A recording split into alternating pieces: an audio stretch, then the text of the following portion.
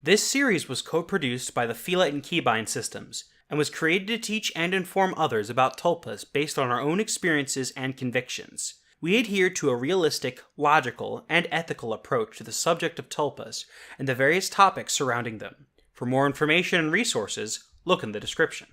Before officially creating your tulpa, it may be beneficial to lay out some very basic baseline of their identity. This may allow for the structure of their mind to begin to form and grow from. As well, creating a base identity is helpful for allowing you something to focus on directly as you force and develop your tulpa in their earliest stages.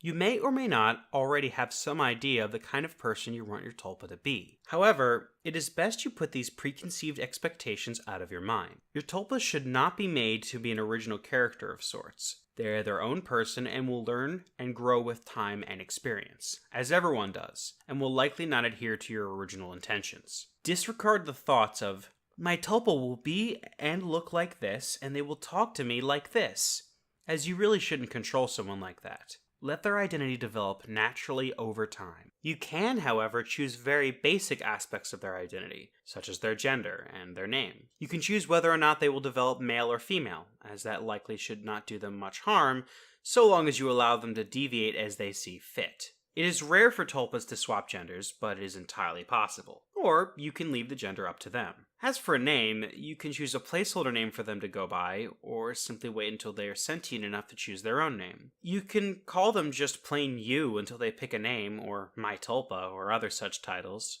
When they are formed enough, they may come up with a name on their own, or it may be helpful to compile a list of possible names and have them choose from that. Allowing them to choose their own name is good for helping them establish their own identity and a feeling of independence.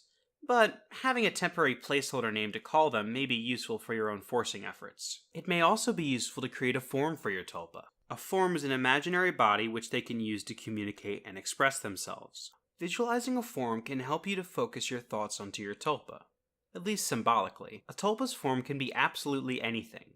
Any sort of person, animal, mythical creature, etc. However, it is important to understand that a form is just imaginary. It is not actually your tulpa, but an avatar for their mind and thoughts. They can control it and change it as they see fit, but it is not really them. Value a tulpa for who they are, rather than what they look like. Needless to say, you shouldn't make a tulpa just because you want them to have a certain form of a certain character you like. When giving them a form, you may want to give them some sort of placeholder that you can focus on until they decide upon one on their own. Perhaps a small orb of light which you can focus your love and attention on, or maybe a small animal. Anything that they could move and you could focus on. You should probably avoid inanimate objects as an initial form though, as your expectation of those not being able to move would probably make it more difficult for them to move their form.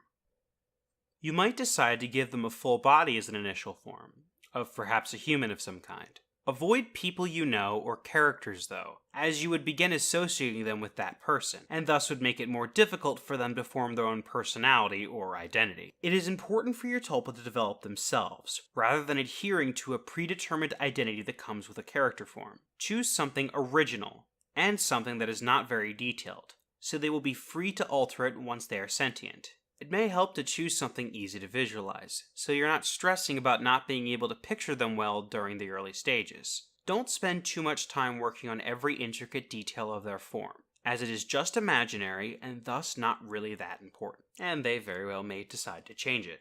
The most important thing about a form is that it is theirs, and they can tweak it and change it as they see fit into something more suitable for their own identity. Giving them a fully detailed form prior to sentience may be detrimental, as it may cause the form to influence their personality, rather than the other way around. Give your tulpa total freedom over the way their form turns out, and remember that it's just an imaginary tool they can use to communicate and you can use to focus on. It's not really them, and not really an important part of their creation.